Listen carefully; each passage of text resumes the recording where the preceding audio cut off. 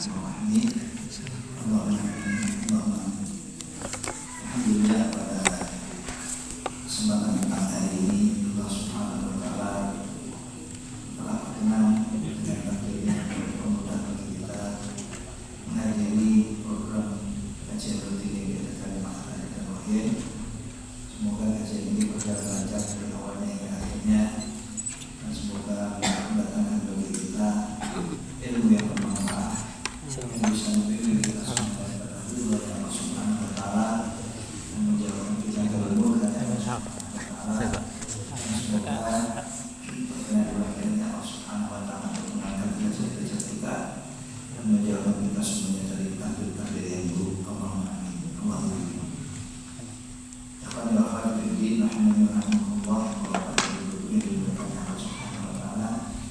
Alhamdulillah pada malam hari ini kita akan belajar masuk pada tafsir surat Al-Baqarah ayat 260. Setelah kita selesai membahas ayat yang ke-259 di mana Allah Subhanahu wa taala menukilkan kisah dan cerita kepada kita tentang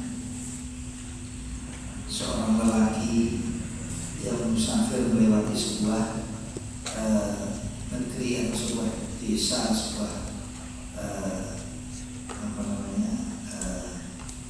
tempat berkumpulnya orang tinggal di suatu daerah yang sudah luluh lantak. Lalu dia mempertanyakan bagaimana Allah Subhanahu wa taala menghidupkan negeri yang telah mati ini. Bagaimana Allah Subhanahu wa taala menghidupkan negeri yang telah mati ini, sebagaimana nantinya Allah Subhanahu wa taala akan membangkitkan semua orang yang telah binasa dan kembali kepada ciptaan aslinya yaitu tanah. Bisa jadi orang ini memang tidak ragu bahwasanya Allah Subhanahu wa taala itu maha mampu untuk menghidupkan ciptaan yang telah mati. Dan kembali juga saya sebutkan Anda, sementara dia menyebut bahwasanya beliau adalah Uzair, Nabi Uzair alaihi wassalam. Kalau Nabi Uzair tidak mungkin beliau ragu bahwasanya Allah itu maha mampu untuk menghidupkan segala yang telah mati, sesuai dengan keadaannya. Tetapi pertanyaannya di sini itu bagaimana Allah Subhanahu wa taala menghidupkan ciptaan yang telah mati, benda hidup atau ciptaan makhluk hidup yang telah mati. Bahkan sebuah negeri, sebuah kampung, sebuah desa yang sudah luluh lantak. Jangankan orangnya, tempat-tempat tinggal mereka telah luluh lantak, bisa-bisa. Bagaimana ya Allah menghidupkan ini semua yang terjadi? Orang ini bukan ragu kalau Allah itu mau menghidupkan. Sebagaimana nanti ayat yang ke-260. Ini mana kejadian Nabi Ibrahim alaihissalam. Karena Nabi Ibrahim tidak mungkin ragu kecil apapun kalau Allah Subhanahu wa taala mampu menghidupkan ciptaan yang telah mati. Dalam surat Al-Baqarah sebagaimana berikut ada 4 bahan 5 kejadian di mana Allah Subhanahu wa taala menghidupkan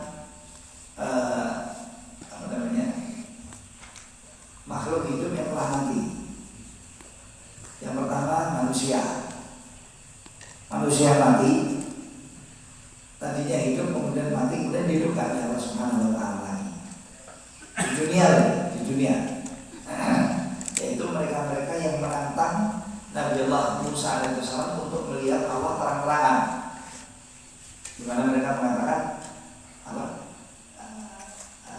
ayat Allah jahil, tunjukkan kepada kami Allah, wahai Musa alaihissalam, tunjukkan kepada kami Allah terang-terangan seperti apa. Kami itu mau melihat. Tidak cukup informasi saja, berita saja. Sudah, kami perlu melihat dengan mata kepala sendiri.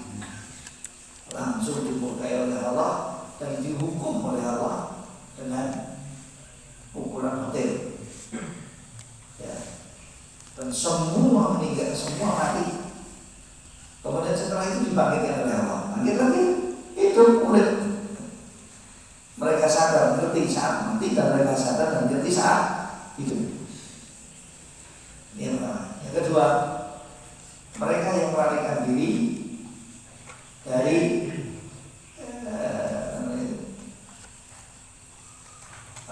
corona tadi, suatu negeri itu dalam suatu kota kayak mana?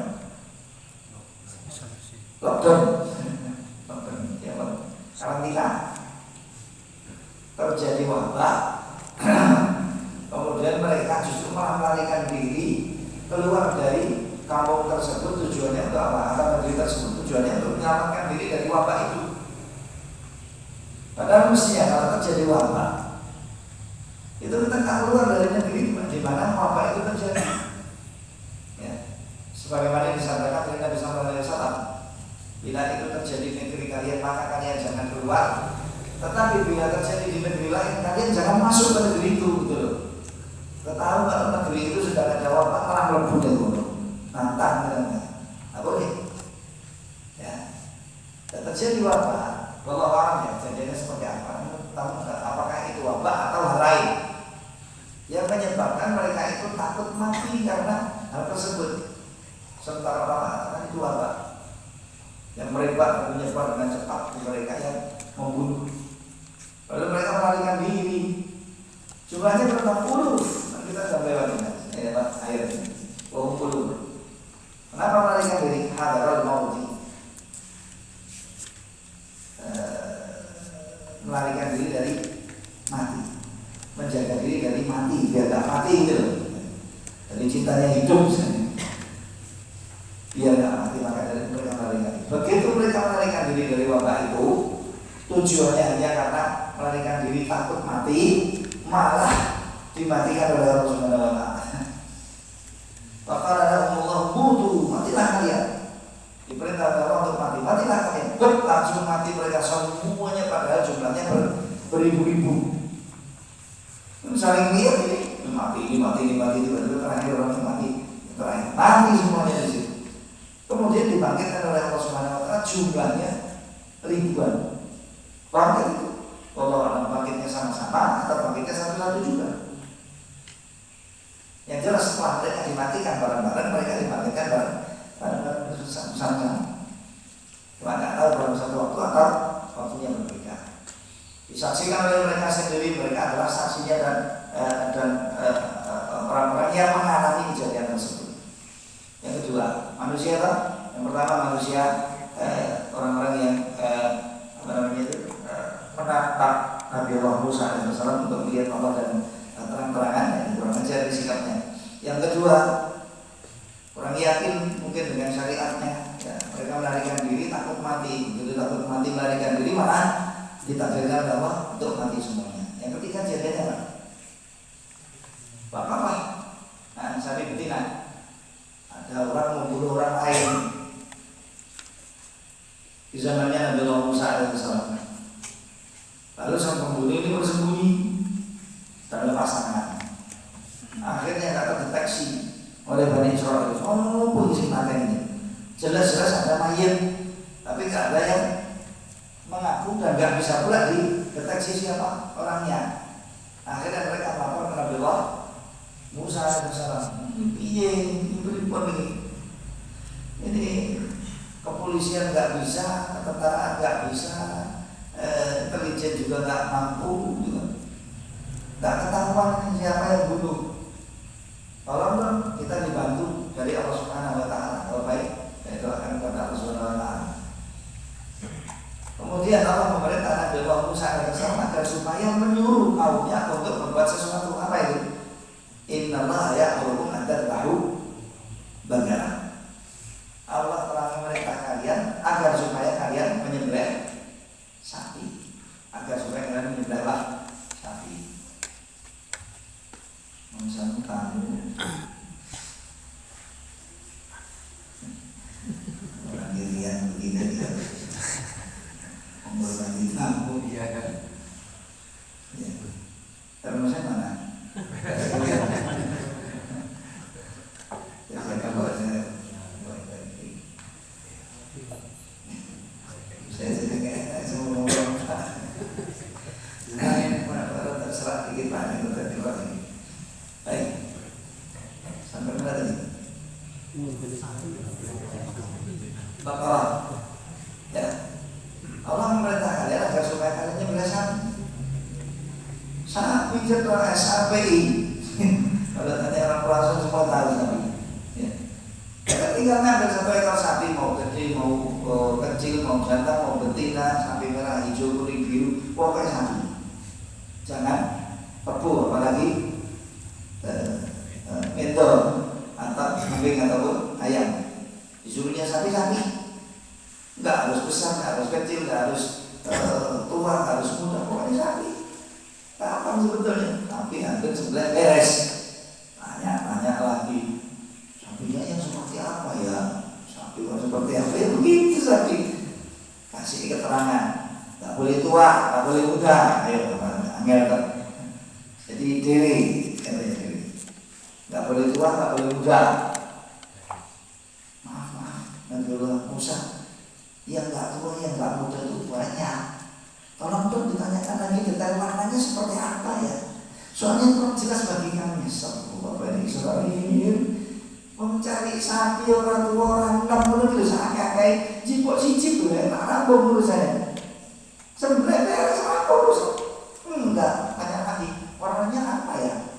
Karena ada yang putih, ada yang hitam, ada yang bermerah putih hitam, putih coklat, ada yang coklat warnanya, ada yang ini, ada yang itu. Maaf yang mana yang dimaksud oleh Tuhan? Nah, kalau akhirnya itu yang bulunya warnanya kuning cerah kayak emas yang mumet kayak waduh, ya. Nyarinya gimana ya? Tidak muda, tidak tua, tidak dibebani dengan pekerjaan. Masih ditanyain lagi warnanya kuning cerah. Warnanya kuning cerah. Akhirnya pusing sendiri Israel. Nyari sapi yang dimaksud. Akibatnya sampai mereka hampir nggak mampu untuk mendapatkan sapi itu. Coba kalau gagal. Aduh, makanya sekali dengar itu jangan ngeyel. Gak paham, jalanin bilang gitu. Agar kamu bisa rampung perintah jalankan. Banyak tusuk kesana kesini akhirnya jadi kesulitan sendiri. Yang akibatnya terus dicari oleh mereka. Nyarinya setengah mati mungkin juga harganya berlipat-lipat kan. Mahal jadinya. Dapatlah sapinya sembelih. Wis cepat rasakan ngomong disembelih oleh mereka. Begitu disembelih diberikan kepada Nabi Allah Musa. Lalu beliau mengambil bagian dari tubuh sapi tersebut, warna apa, ekornya, pahannya, atau pokoknya sebagian dari kambing tersebut, sapi tersebut, lalu dipukulkan kepada korban kriminalnya, korban kriminalnya yang terbunuh tanpa ketahuan siapa yang membunuh, diusut nggak ketahuan, pukul itu di depan mereka semua. Sini pukul mana mayatnya? Ini dia dipukul kan oleh dia. Pok, langsung bangkit dari kuburnya, ya, langsung bangkit dari kuburnya. Lalu ditanya, siapa yang membunuh kamu? Si Bulan, jenderal ini kemudian, ya, si jenderal Bulan ini atau si orang kaya ini atau Gali ini atau orang ini yang membunuh saya dia. Kalau itu sudah kesaksian, nggak mungkin bisa tertolak pengakuan namanya. Dari siapa yang terjadi padanya kriminal pembunuhan tersebut, sudah akhirnya langsung dikisos oleh Bani Israel, dijadikan hukumnya yang ketiga. Yang keempat dia surat Al-Baqarah ya. Nanti kalau surat Al-Baqarah ada Nabiullah Isa alaihissalam menghidupkan orang yang sudah meninggal, cuma diusap begini atau yang di kuburan dipanggil, bangun. Disuruh tangi cewek sudah kuburan ya, bangun diri dari kuburan ya. Jadi dipukulkan berdiri. Yang keempat ini orang lelaki yang melewati sebuah negeri yang sudah berluluh lantak, hancur semuanya, roboh bangunan-bangunannya, tidak ada lagi atap-atapnya, dinding-dindingnya sudah jebol, udah muter-muter sudah nggak karuan, pokoknya daerah sudah tertinggal. Ya, sudah menjadi negeri ini tinggalkan ada penduduknya atau desa apapun sudah ditinggalkan sama penduduknya kan nggak layak huni. Akhirnya beliau ini saat melewati daerah tersebut bertanya-tanya, gimana Allah Subhanahu wa Ta'ala bisa membangkitkan dan menghidupkan semula negeri yang telah mati ini. Ini bisa jadi dengan dua sebab tadi saya katakan. Satu, dia ragu dan tidak tahu. Dan yang kedua, tahu tapi ingin naik derajat dan level. Karena ilmu itu levelnya ada 3. Satu, ilmu yakin. Kedua, ilmu yakin. Ketiga, hakul yakin. Ilmu yakin sesuatu yang diketahui secara ilmi dan benar adanya, nyata di pengetahuan kita tentang itu, ilmu yakin. Ada tahu, ada Ka'bah, ada Ka'bah, ada tahu. Mereka yang belum haji, belum umrah, belum pernah pergi ke Mekah, tahu dan yakin adanya adalah ilmunya ini, pengetahuannya ini namanya ilmu yakin. Karena dia sendiri tidak bisa untuk menolaknya dan itu kebenaran nyata.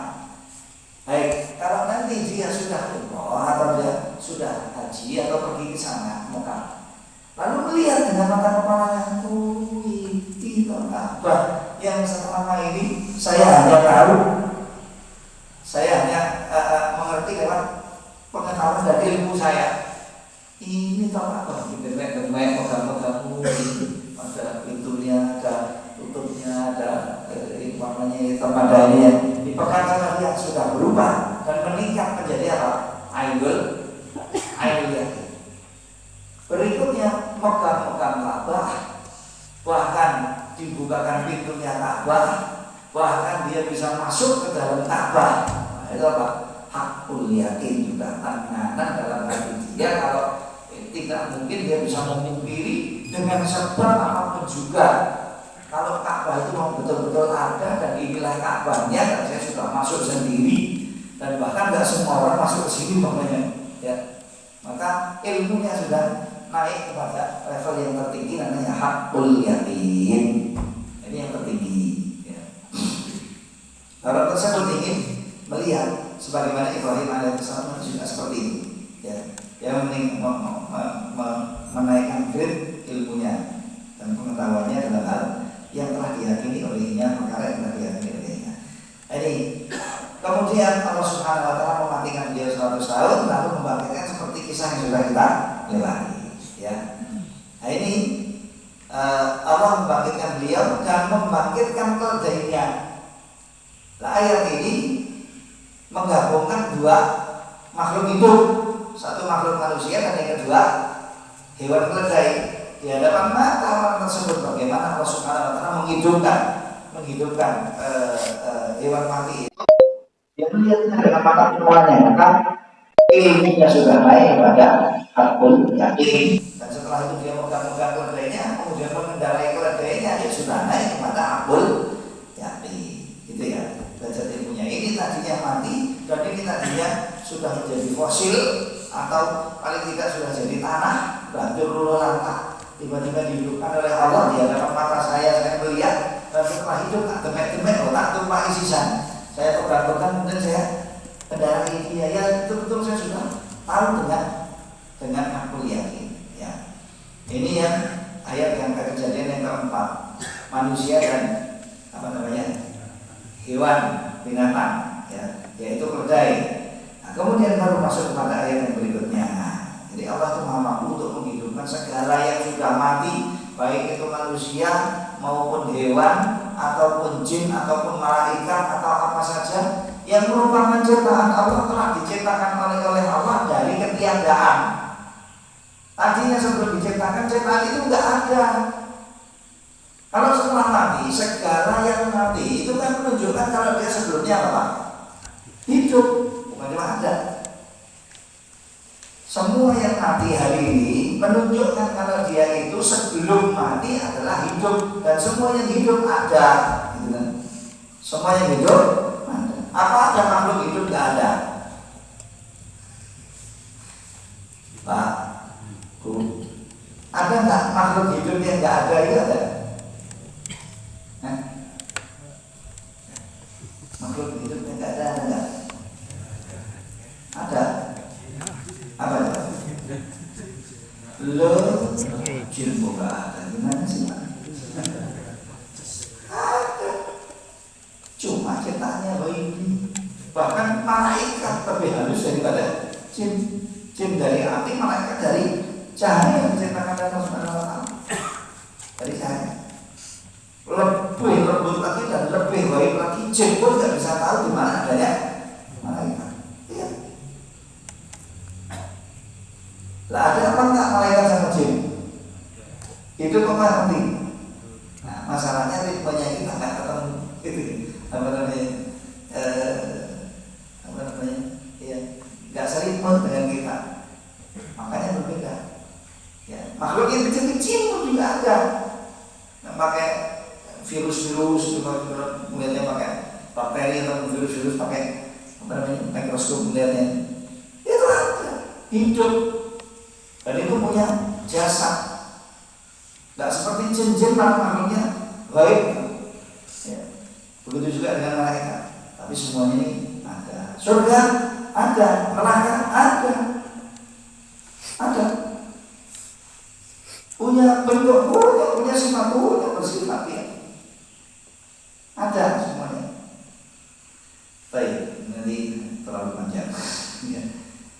Nah, ini yang keempat, kemudian yang kelima kisah kita ini. Allah Subhanahu wa taala berfirman, A'udzubillahi minasyaitonir rajim. Wa idh qala Ibrahim rabbi arini kaifa tuhyil mauta. Qala afalam tu'min? Qala bala walakin liyatma'inna qalbi. Qala fakhudh arba'atan min at-tayri fasurhunna ilayka thumma ij'al 'ala kulli jabalin minhunna juz'an thumma ad'uhunna ya'tinaka sa'ya wa'lam anna Allaha 'azizun hakim.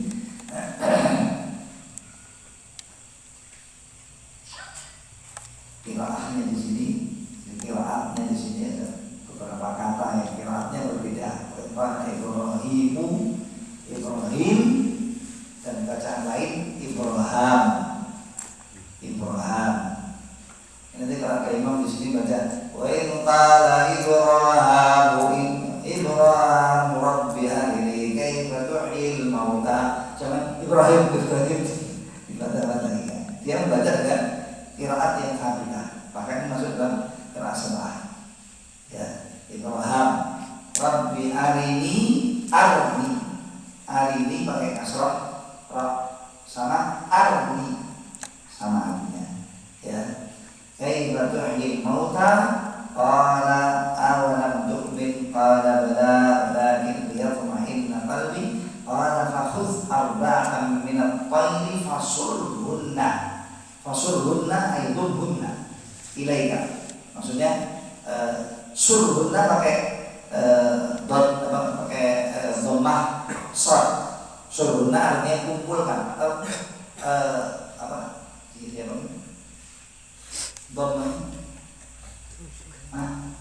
rangkullah, ambillah 4 ekor unggas, kemudian rangkullah seperti ini. Jadi kok rangkul ini memang unggas, burung-burung. Ya. Dalam bacaan surhunna, dalam qiraat yang lain sirhunna. Sirhunna itu artinya fatihunna, potong-potonglah 4 ekor unggas tersebut. Ya, mau merpati sama merak sama angsa sama burung gagak, pokoknya diperintah untuk dipotong-potong seperti yang lalu sudah saya terangkan. Fasurhunna fasirhunna thumma ja'ala 'ala kulli jabalin minhunna juz'a sama juzza. Ya, juzza. Di sana ada yang lain selain itu. Baik, ini qiraat yang ada. Allah Subhanahu wa taala berfirman, wa idh qala Ibrahim. Ingat.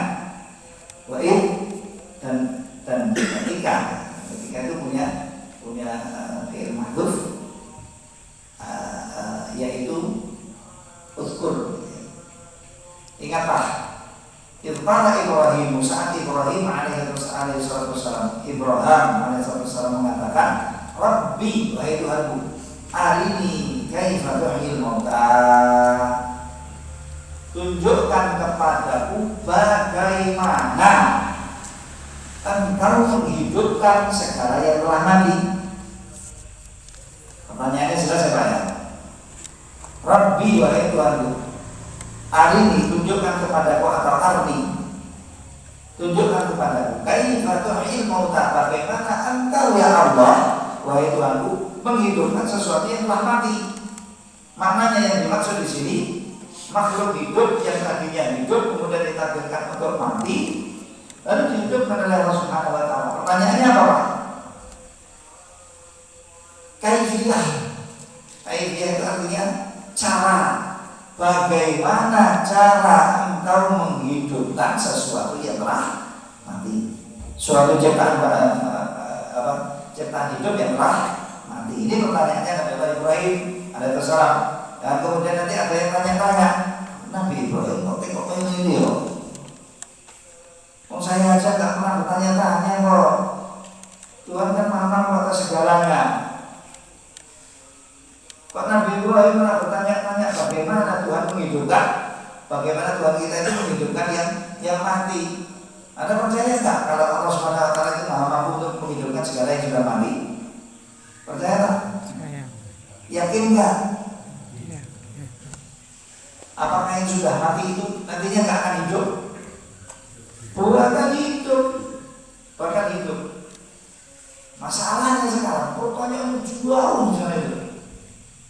Bagaimana Tuhan menghidupkan makhluk hidup yang tadinya hidup kemudian mati kemudian jadi tanah? Kok bisa balik hidup lagi?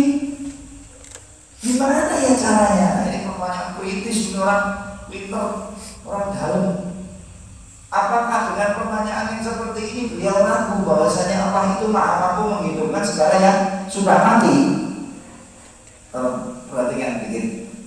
Apakah dengan pertanyaan ini Nabi Ibrahim alaihissalam, padahal beliau Nabi Ibrahim itu Abul Anbiya, ayahnya para nabi. Ayah para nabi itu ada 3. Yang pertama siapa? Adam alaihissalam, itu namanya ayah semua manusia, termasuk para nabi. Yang kedua siapa? Nabi Allah Nuh alaihissalam, ayah semua manusia yang datang setelah Nabi Nuh alaihissalam, dan yang bersama dengan beliau setelah banjir bah yang menelan semua permukaan bumi, termasuk lautan. Ya, semua benar. Ini sih banjiran gini Pak, mendeluk semuanya. Allah alam itu belum. Lalu kita orang yang jelas tenggelam semua. Yang bisa renang itu renang bareng bisanya. Ya, mau naik ke puncak gunung renang, puncak gunung Lawu, kan renang coba renang iso. Ya, begitu sampai ke puncak gunung Lawu, lagunya tenggelam juga. Ya, mau sampai kapan dia renang? Tenggelam Allah berapa hari atau berapa pekan atau berapa bulan atau bahkan berapa tahun lamanya, yang tahu oleh Allah Subhanahu wa Ta'ala. Tenggelam dia, alam semuanya. Akibatnya semua makhluk hidup mati. Manusia nggak ada yang sisa. Wa ja'alna dzurriyyatahu humul baqiyin, sebagaimana disebut oleh Allah dalam surat As-Saffat. Maka kami menjadikan keturunan mereka itulah manusia-manusia yang sisa hidup. Maka kami menjadikan keturunan mereka itulah orang-orang yang hidup, maksudnya yang hidup setelah mereka. Allah maknanya ayat ini menunjukkan semua manusia nggak ada yang hidup saat itu, mati semua kecuali yang ada di kapal Nabi Allah Nuh alaihissalam.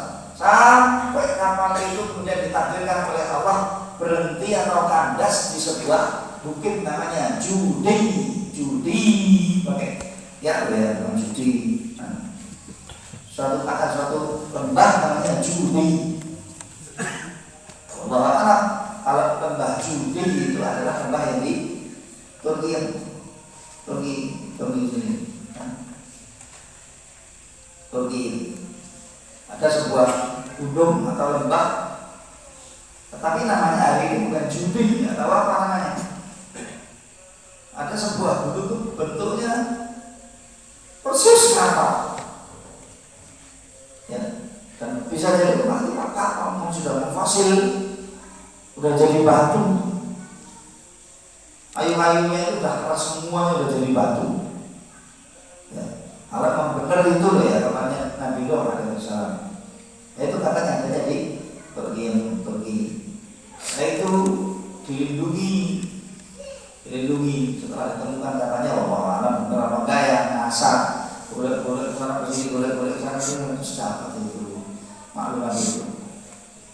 Tapi NASA nggak boleh untuk menyebar semua informasi, termasuk diantaranya yang begini-begini. Kenapa? Ini akan menjadi bukti dan ini akan menjadi dalil bagi semua makhluk manusia yang bisa berpikir akan masuk Islam langsung, bukan kayak susui DPR gak pakai lama-lama, ya. Melihat dengar informasinya langsung masuk Islam. Kenapa? Karena tersebut dalam Al-Quran. Sekarang tiba-tiba ditemukan oleh si NASA, ya. Bulan terbelah ketemu, terus beberapa benda-benda langit disebut oleh Al-Quran persis didapati oleh NASA seperti itu. Nah, boleh mereka untuk mengumumkan, ya karena NASA adanya di Amerika, kalau adanya di Lausan enak itu, informasinya bisa menyebar dan menjadi bukti keimanan yang kuat. Baik. Nah, kemudian mereka itu yang ditakdirkan oleh Allah hidup manusianya dan hewan-hewan yang dibawa oleh beliau, bahwa orang tumbuhan ada apa enggak. Setelah keluar dari kapal, mereka diperintahkan oleh Allah untuk berdoa, Rabbi anzilni munzalan mubarakan wa anta khairul munzilin. Tuhan, turunkanlah kami dari kapal ini, letakkanlah kami di tempat-tempat tinggal yang penuh barakah, dan Engkau adalah sebaik-baik orang Engkau adalah sebaik-baik yang menurunkan orang pada tempat-tempat yang baik, yaitu Allah Subhanahu wa Ta'ala. Anda kalau pindah rumah baru, masuk rumah baru, nyewa rumah baru, masuk kos, ya, masuk sakan, masuk mana saja, tempat baru bagi Anda. Jangan lupa baca doa ini. Rabbi anzilni munzalan mubarakan wa anta khairul munzilin. Ya, insya Allah tempat yang Anda tempati itu akan berbarakah. Ya, tempat yang Anda gunakan itu sudah akan membawa kebaikan. Baik, kembali. Dan Nabi Allah Nuh alaihissalam adalah ayah manusia yang berikutnya kemudian menyebar lewat 3 anaknya Nabi Allah Nuh. Yang pertama adalah Sam, yang kedua Ham, yang ketiga siapa? Yafis. Yang ketiga Yafis. Terus menyebar banyak macam-macam, ya, Arabnya, Ajamnya, dan Ya'juj wa Ma'jujnya. Itu manusianya jadi Ma'juj itu, ya, bukan makhluk lain, bukan. Baik. Terus mereka saling kawin nikah, kemudian beranak pinak, ya, menjadi jumlah sedikit menjadi keluarga menjadi RT jadi RW jadi ya, duku jadi desa jadi kecamatan begitu terus berkembang. Itu dari Nabi Allah Nuh alaihissalam. Berikutnya yang dijuluki sebagai Abul Anbiya, ayah para nabi, karena yang datang setelah beliau para nabi semuanya dari garis keturunan Nabi Allah siapa? Ibrahim, ya, Ibrahim alaihissalam ataupun Ibrahim alaihissalam. Nah, ini ayah para nabi. Ayah para nabi, apa mungkin kemudian itu ragu, kemudian beliau itu ragu bahwasannya Allah Maha Mampu untuk menghidupkan segala yang telah mati? Masa beliau itu ragu? Mana mungkin, apalagi beliau itu Khalilullah, kedekatannya Allah Subhanahu wa Ta'ala yang luar biasa. Ulul azmi minal rusul, rasul dan nabi, maka posisinya beliau sangat tinggi sekali. Ya, nggak mungkin dia ragu. Tapi kemudian ayat ini kenapa berbicara seperti ini? Ayat ini mengatakan, wa idh qala Ibrahim rabbi arini Nah, sebagian orang bingung-bingung, padahal nggak perlu bingung. Yang menyebabkan bingung mungkin karena kemampuan bahasanya atau ketidaksertifiannya dia. Tapi kok menanyakan bagaimana Tuhan menunjukkan orang mati, apa ragu toh beliau? Enggak. Yang ditanyakan oleh beliau itu kaifiyah dan cara dan bagaimana Allah Subhanahu wa taala menghidupkan sesuatu ciptaan yang telah hidup kemudian mati. Ya, yang ditanyakan caranya. Maka pertanyaannya sangat dalam. Orang yang menanyakan cara sesuatu, dia sudah yakin kalau sesuatu itu ada. Cara menghidupkan sesuatu yang sudah mati, maka dia yakin kalau di sana ada yang mati. Dan kalau ada yang mati, sebelum mati pasti hidup, gitu kan? Sebelum pasti mati hidup. Ya. Kemudian dikatakan, siapa yang mengatakan? Malaikat, bukan Allah Subhanahu wa taala secara langsung. Maaf, di sini ini Nabi Allah Ibrahim alaihissalam berdoa, memohon kepada Allah, Rabbi arini kaifa tuhyil mauta. Bagaimana engkau menghidupkan segala yang telah mati? Ya. Nah, di sini beliau mulai doanya dengan apa? Pujian kepada Allah Subhanahu wa taala. Dan disyariatkan kita kalau mau memulai doa, Bapak Ibu, kalau mau doa hendaknya kita memuji Allah duluan. Jangan angkat tangan langsung, ya Allah, aku jaluk duit, ya Allah, aku jaluk bojo, ya Allah, aku jaluk omah, ya Allah, aku jaluk sawah, ya Allah, aku minta sehat, ya Allah. Jangan. Tapi pujilah Allah Subhanahu wa taala. Nah, minimal kita menyebut apa? Rabbi, wahai Tuhanku. Enggak main-main itu doa dan memuji Allah Subhanahu wa taala dengan sebutan Rabbi, wahai Tuhanku. Anda akan menyebut ya Allah, tetapi yang Anda sebut adalah wahai Tuhanku. Oh, itu luar biasa. Sampai Imam Hasan Al-Basri rahimahullah taala itu beliau mengatakan bahwasanya termasuk salah satu kunci ijabahnya doa seorang muslim, seorang mukmin berdoa dengan memuji Allah, menyebut Rabbi. Ya, Rabbi atau Rabbana boleh nggak apa-apa. Ya. Kalau berdoa silakan sebut Tuhanku atau wahai Tuhan kami dalam doa. Seperti yang di akhir itu surat apa namanya? Ali Imran. Ya. Mana? Akhir surat Ali Imran. Rabbana yang mengatur terus sebelumnya itu.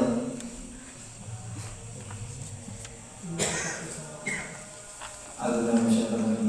Inna lillahi wa inna ilaihi raji'un. Inna lillahi wa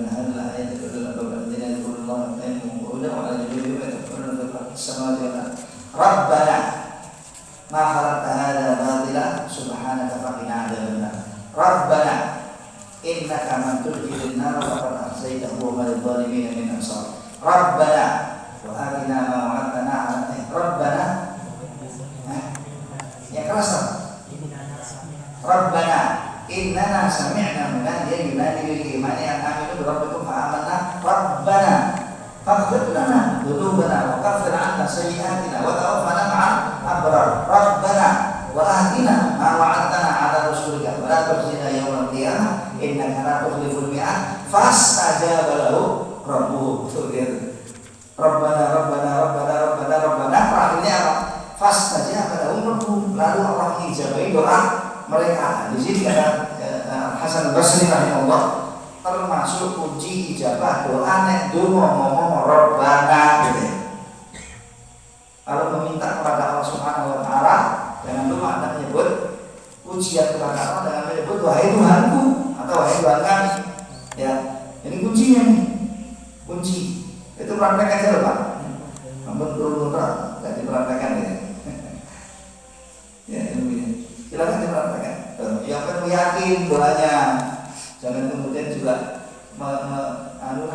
aku tak nyoba-nyoba gitu kan. Nanti kok ada pengajian saya proses ngomong ini kok iya gitu. Nah, semua itu silakan masuk.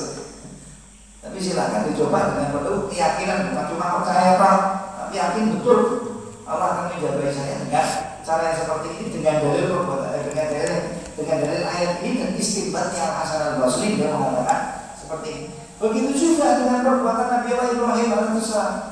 Beliau itu kan kita katakan tadi Khalilullah. Beliau salah satu dari ulul azmi minar rusul.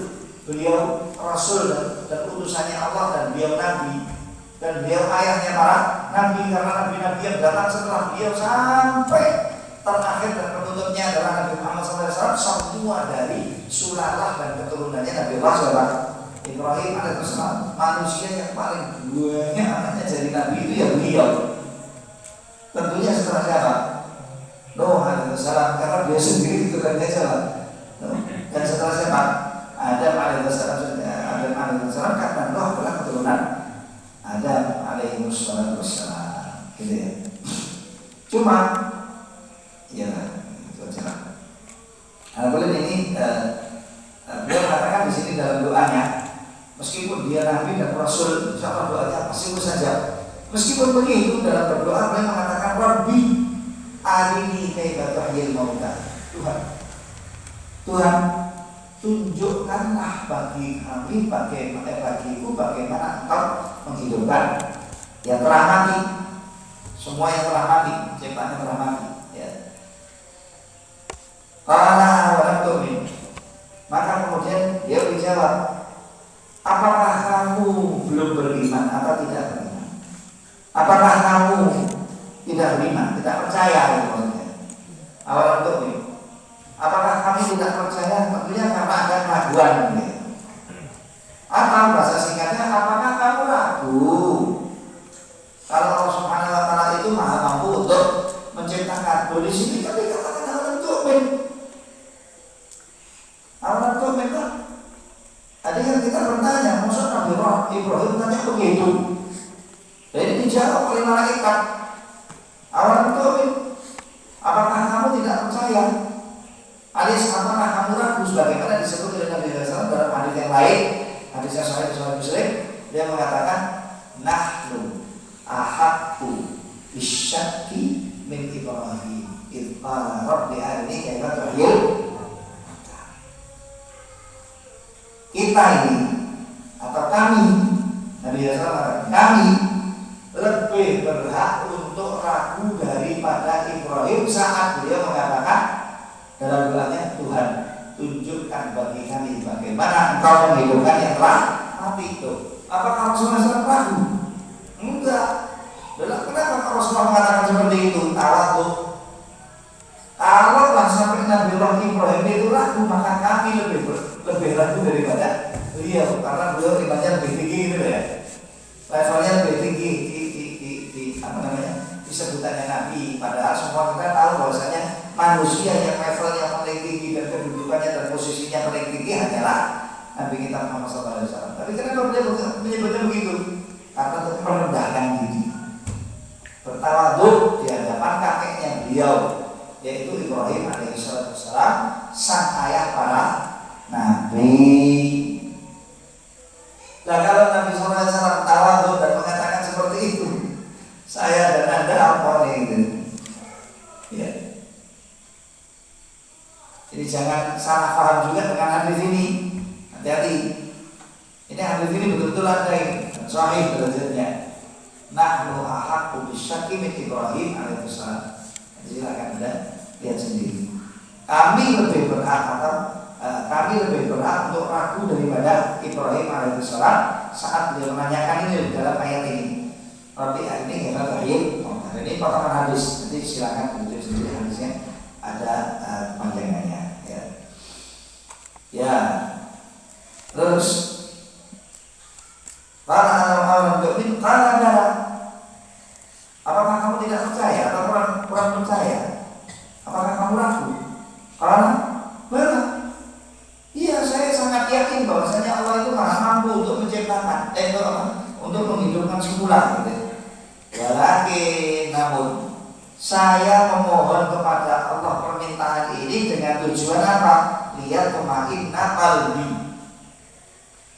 agar supaya hati saya ini lebih tenang, agar supaya hati saya lebih tenang.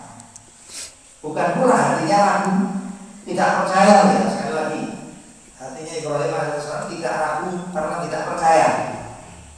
Cuma begini, Nabi Muhammad juga menyebut malbuh baru kan muayyin, atau yang sudah masyhur apa? Mirip ini. Malha baru kan muayyah, malha baru kan muayyah, ya.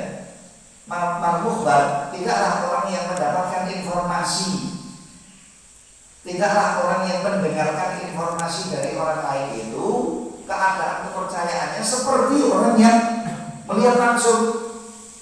Tadi saya katakan ada orang yang mendengar adanya Ka'bah dengan orang yang melihat langsung Ka'bah. Orang yang melihat langsung Ka'bah tak usah dikabari, dia tahu dan dia yakin betul bahwasanya Ka'bah itu ada. Tetapi orang yang hanya mendengar, bisa jadi nanti informasinya itu tidak sempurna, dan bisa dipastikan informasinya nggak akan sempurna, ya. Dia sama sekali nggak pernah lihat di YouTube, nggak pernah lihat di Google, nggak pernah lihat di gambar, nggak pernah lihat ya apa saja, nggak pernah lihat yang namanya Ka'bah. Tapi dia dengar bahwasanya Ka'bah itu ada dan ada yang di Mekah. Dengan orang yang pernah memegang Ka'bah atau masuk ke dalam Ka'bah, ya kan beritanya kan, ya Pak, ketenangan hatinya, informasi dalam hatinya kan berbeda. Nah ini yang diminta oleh Nabi Ibrahim alaihissalam. Lihat tumainna qalbi, saya percaya, saya yakin dengan itu, cuma saya ingin lebih menenangkan, lihat tumainna artinya menenangkan secara bahasa, menenangkan hatiku, bukan kemudian artinya beliau itu ragu, goyah, kurang percaya sama sekali, tidak. Siapa yang bisa berpikir seperti itu padahal beliau adalah Khalilullah, beliau Abdul Anbiya, tidak bisa, ya. Ala-ala, ya. Para fahud arba'atan min at-tayri. Lalu malaikat mengatakan kepada beliau, dia diberi wahyu, ambil 4 ekor unggas, ambil dan datangkan 4 ekor unggas, ya. Fasurhunna ilaika, lalu rangkullah, ya, rangkullah 4 ekor itu, 4 ekor unggas itu. Kalau sudah Anda rangkul, Anda yakin apa enggak kalau itu unggas? Anda mengambil 4 ekor unggas kemudian Anda rangkul begini itu, Anda yakin apa enggak kalau itu unggas hidup? Atau Anda yakin tak? Percaya? Atau sirhunna ilaika dalam qiraah, potong-potong semua 4 ekor unggas yang telah kau ambil dengan perintah kami. Potong-potong itu oleh beliau. Jadi jangan ada yang bertanya, Ustaz, kenapa kok diperintahnya suruh ambil 4 ekor? Kok nggak ambil 50? Kok nggak mengambil 2 saja? Kok nggak mengambil 3? Detail bahasanya. Nah ini sumber ini. Ini tentunya karena ada hikmah ilahiyah. Nggak mungkin kemudian Allah memerintah sesuatu tanpa ada hikmahnya, ya. Lah hikmah itu bisa ketahuan, bisa tidak ketahuan. Kita bisa tahu, bisa tidak tahu. Dan hikmah sesuatu kalau kita tuh nggak mengetahuinya, bukan kemudian syariat itu atau perintah itu kemudian nggak berarti, nah, tetap berarti, ya, tetap berfungsi. Dia diperintah mengambil 4 ekor unggas, lalu dipotong-potong. Tsumma ja'ala ala kulli jabalin minhunna juz'an atau juz'an. Kemudian letakkan di gunung-gunung tertentu, tentunya ini gunung-gunung yang sudah ketahuan di mata beliau, yang beliau sudah kenal dan beliau sudah tunjukin tuh gunung yang itu, tuh gunung yang itu, gunung yang sana atau bukit yang sana, bukit yang sana, letakkan di atas tempat-tempat tersebut. Kemudian ud'uhunna, panggillah mereka semuanya, 4 ekor unggas yang sudah kamu sudah kamu sedekati atau kemudian kamu potong-potong, kemudian kami perintahkan kamu untuk meletakkan di atas puncak-puncak gunung, masing-masing gunung yang telah kami tentukan. Gunung ini, gunung ini, gunung ini, gunung ini, ya, letakkan di atas sana, ya, di atas gunung-gunung tersebut. Kemudian panggillah, dari dipanggil oleh Nabi Ibrahim dari tempat yang jauh. Wahai gunung ini, ya, yatina kasaya, niscaya mereka itu semuanya akan datang kepadamu dalam bentuk bergegas. dipanggil adalah tugas, tetapi kemudian dia akan datang kepadamu jalan bergegas. Apa maksudnya? Bisa jadi memang dia jalan. Jadi angsanya jalan, burung apa namanya itu, ngambil burung merak-meraknya ya jalan. Ada dia manggil gagak ya jalan. Lalu menunjukkan kalau makhluk ini adalah makhluk yang sudah hidup lagi. Soalnya kalau terbang bisa jadi nanti wah ini dikira wah ini bukan burung yang tadi gitu. Bukan burung yang tadi. Sama-sama soalnya di langit banyak burung yang lain. Burung-burung sama ya yang lain. Dan burung-burung itu kalau sejenisnya biasanya semuanya sama atau hampir semuanya sama. Mereka yang menunggu.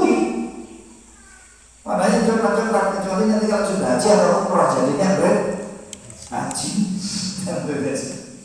Pakai kuda putih itu kalau di Solo, kalau sini namanya apa? Berkaji juga. Berkaji. Berkurang ada ya. Sian. Berkaji. Terus burung gagak terus itu ya. Seperti itu. Jadi bentuknya semuanya sama. Semuanya sama. Kalau itu satu jenis burung. Dipanggil kemudian dia akan datang bergegas jalan. Tetapi kemudian sebagian ulama katakan bergegas jalannya segalanya itu sesuai dengan ciptaannya. Kalau manusia bergegas jalannya gimana? Ya waktu jalan kaki, cuma cepat. Terus kalau ikan bergegasnya apa melaku? Kita kan mungkin berenang. Ya. Nah kalau unggas burung bergegasnya gimana? Ya terbang ya. Tapi bergegas datang ke pada Ibrahim alaihissalam saat beliau memanggil. Dan ini juga ini, tafsirnya ini juga. Dia bergegas terbang mendatangi Nabi Ibrahim alaihissalam ketika dipanggil oleh beliau. Dan terbangnya itu pun menjadi bukti yang luar biasa. Karena bisa jadi itu unggas berjalan tapi raiso mabur. Ada unggas, iya. Burung-burung tertentu yang mestinya terbang tapi jalan tengok badan nggak bisa terbang. Dan setelah dipotong-potong sama Nabi Ibrahim, setelah dirajang-rajang sama Nabi Ibrahim, akhirnya dikembalikan hidup oleh Allah, tapi kemudian nggak bisa terbang jalan kaki. Nah kalau datangnya terbang bergegas, nah ini lebih kuat lagi bahwasanya memang burung ini sudah hidup kembali dan kembali seperti keadaannya semua komplit. Bukan cuma datang tapi justru terbang bergegas dengan cepat. Itu Allah. Ya. Makanya kemudian di sini disebut oleh Allah, yaktinaka saya wa'lam, dan ketahuilah annallaha aziz, dan ketahuilah bahwa saya Allah Subhanahu wa taala Maha Perkasa, Hakim, lagi Maha Bijaksana. Seringkali kalau manusia aziz, perkasa di dunia ini menjadi orang yang perkasa, menjadi orang yang kuat, itu biasanya kehilangan hikmah. Kalau sudah kuat ototnya, kuat pasukannya, ya, kuat dengan hartanya, kemudian bisa nyewa bodyguard. Jadi orang-orang yang kuat-kuat itu seringnya kehilangan apa? Hikmah, kebijaksanaan, bijaksana, tetapi malah bijak sini. Kalau sudah kuat biasanya begitu ya. Jadi perdamaian pun jadi damai juga. Kalau sudah kuat, ya mungkin lah. Ya. Mestinya kan perdamaian itu tidak boleh mengadakan penjajahan. Ya, kok malah menjamin keamanannya penjajah. Aneh. Ya bisa. Siapa? Tahu. Pokoknya ya, di situ. Ya, lalu lihat ada saja deh yang berbuat begitu. Hati-hati. Nanti kalau Anda sudah jadi orang yang kuat, ya, jangan barengin orang kafir, jangan barengin orang musyrik, jangan barengin orang munafik, jangan barengin orang jahat, jangan pula barengin para penjajah. Nanti ruwet hidupnya. Nanti ruwet. Baik. Sering yang gitu, orang itu kalau sudah perkasa, kuat gitu ya, itu nanti kehilangan hikmah kebijaksanaan kalau tidak dibimbing dengan syariat dan dirinya Allah Subhanahu Wa Taala. Tapi kalau dia membimbing dirinya dan mengatur dirinya dengan aturan syariat yang telah dibawa oleh Nabi Sallallahu Alaihi Wasallam, akan yang telah diturunkan lalu, insya Allah dia akan lebih mudah teratur, gitu ya. Akan lebih mudah teratur. Baik, kita waktunya sudah habis, kita cukupkan sebatas ini dulu. Jadi dengan ayat ini kita sudah tahu pasti jelas bahwasanya Allah Maha mampu untuk menghidupkan segala yang telah mati, ya. Sedangkan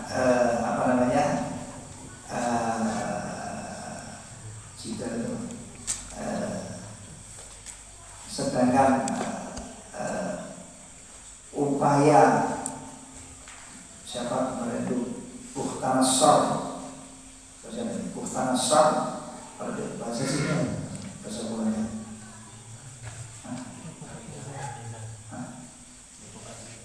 Nebukadnezar, silakan buka sendiri. Nebukadnezar atau Bukhtanasar, jeneng orang Yunani.